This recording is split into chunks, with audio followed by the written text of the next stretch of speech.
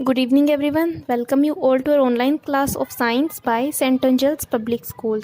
Students, we are going to discuss chapter 11. The name of chapter is soil erosion, and we are going to discuss the topic soil erosion and soil conservation today. So let's start this. Soil erosion by wind. हवा के द्वारा मिट्टी का कटाव. In summer, the sun bakes the soil dry. गर्मी के मौसम में सूरज मिट्टी को सुखा देता है. Strong winds take away a part of the top soil. तेज हवाएं मिट्टी के ऊपरी भाग को उड़ाकर ले जाती हैं. Every time the fertility of the soil decreases. हर समय मिट्टी की उपजाऊता घटती रहती है.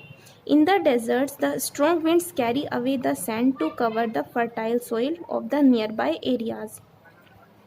रेगिस्तानी इलाकों में तेज हवाएं सैंड को ले जाती हैं, मीन्स रेत को उड़ाकर ले जाती हैं और उपजाऊ मिट्टी के ऊपर जमा कर देती हैं. दस द डेजर्ट एरिया एक्सपेंड. और इस तरह से रेगिस्तान का इलाका फैलता रहता है.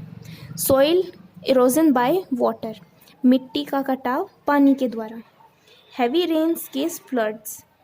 तेज बारिश से बाढ़ आती है. Rains and flowing water wash away a good part of the top fertile soil. बारिश और बहता हुआ पानी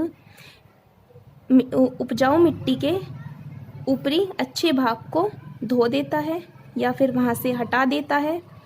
इन hilly areas water moves down the slope at a greater speed and force.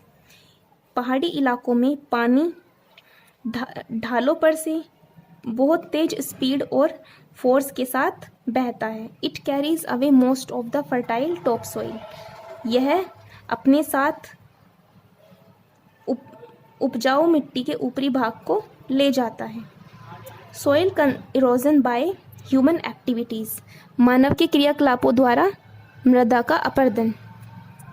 Cutting down forest trees, forest fire and overgrazing of grasslands by cattle leave the soil bare to the action of wind and rains. जंगलों में से पेड़ों को काट देना, जंगलों में आग लगा देना और घास के मैदानों को पशुओं के द्वारा ज़्यादा चरा देने से सॉइल बेयर हो जाती है और यह आसानी से विंड, हवा के द्वारा और बारिश के द्वारा बहा ली जाती है. In all the cases, the wind and flowing water carry the fertile soil to a place where it is no human use. इन सभी केसेस में हवाएं और बहता हुआ पानी उपजाऊ मिट्टी को ऐसी जगह पर ले जाता है जहां पर इंसान इसका कोई इस्तेमाल नहीं कर सकते. Soil conservation. मिट्टी का संरक्षण. Protection of soil from erosion is known as soil conservation. मिट्टी को कटने से बचाना मिट्टी का संरक्षण कहलाता है. There are certain steps we can take to check soil erosion. नीचे आगे कुछ स्टेप्स दिए हुए हैं जिनके द्वारा हम मिट्टी के कटाव को रोक सकते हैं.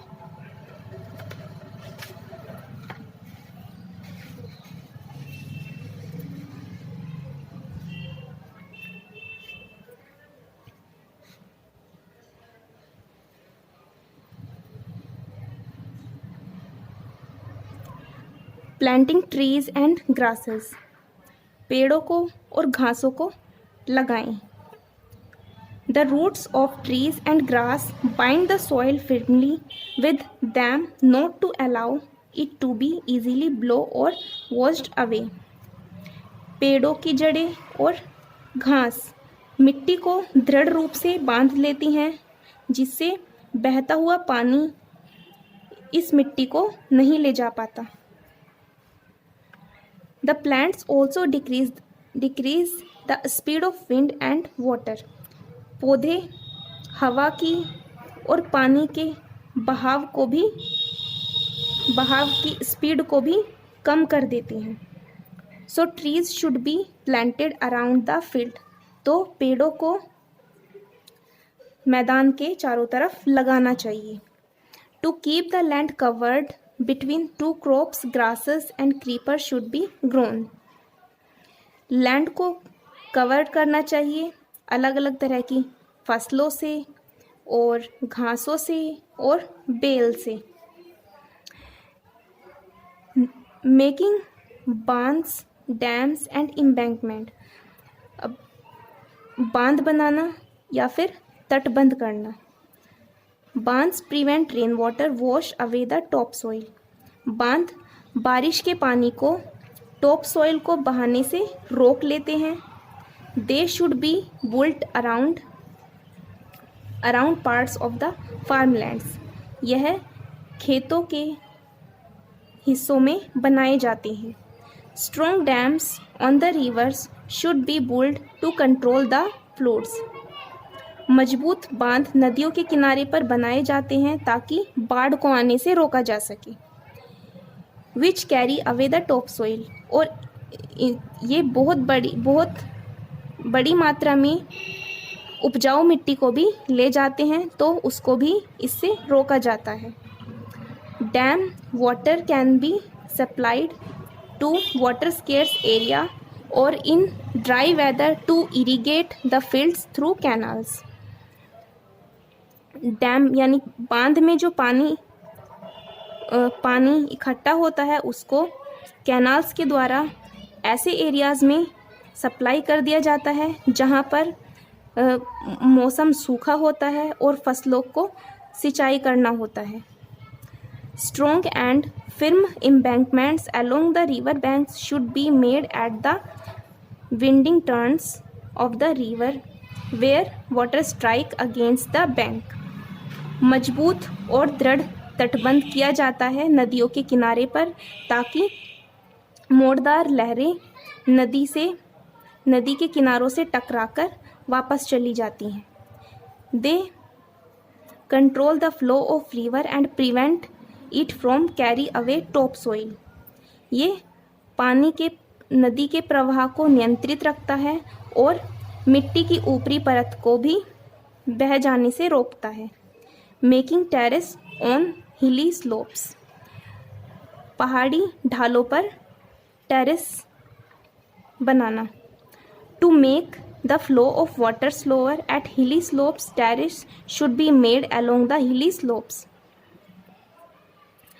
पानी के प्रवाह को कम करने के लिए पहाड़ियों की ढलानों पर टेरेस बना दी जाती हैं, पंक्तियाँ बना दी जाती हैं या हम कह सकते हैं मेड़ बना दी जाती हैं. Farming is done on these terrace. और इन मेड़ों में खेती की जाती है. Slow speed of running water reduce the erosion of the soil. पानी के बहाव की स्पीड को कम किया जा सकता है और मिट्टी के कटाव को भी इससे कम किया जा सकता है. So students, I hope you understood about soil conservation and soil erosion. Next time we will read next chapter. Till then you revise it. Thank you.